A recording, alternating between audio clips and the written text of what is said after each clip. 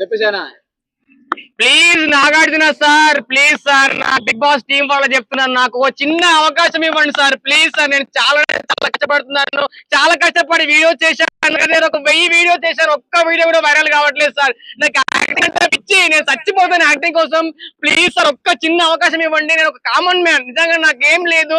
నీకు common man చెప్తున్నాను, నాకు చాలా మందికి అవకాశాలు ఇచ్చారు. నాకు ఒక్కసారి ఈసారి నాకు అవకాశం ఇస్తే మాత్రం ఖచ్చితంగా ఈసారి బిగ్ బాస్ 10 లో ఖచ్చితంగా కప్పు కొడతాను.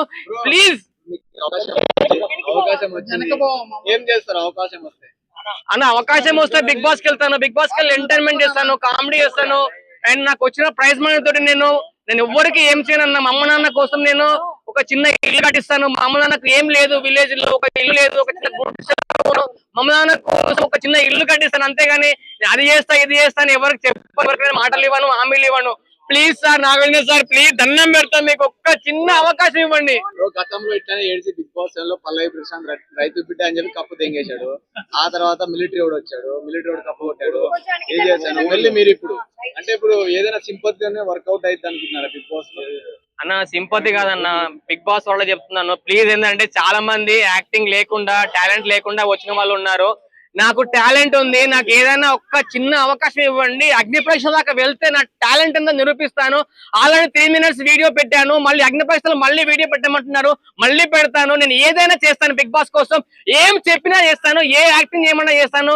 అండ్ సాడ్ గానీ డైలాగ్స్ గానీ ఏదైనా చెప్తాను, ఏ చేయమన్నా చేస్తాను. మీకు ఏ చెప్పండి అది చేస్తాను. ఖచ్చితంగా ఒక్క అవకాశం ఇవ్వండి. ఒక కామన్ మ్యాన్, నా పేరు రవి, ఒక కామన్ మ్యాన్ రవిలా ఒక చిన్న అవకాశం ఇవ్వండి.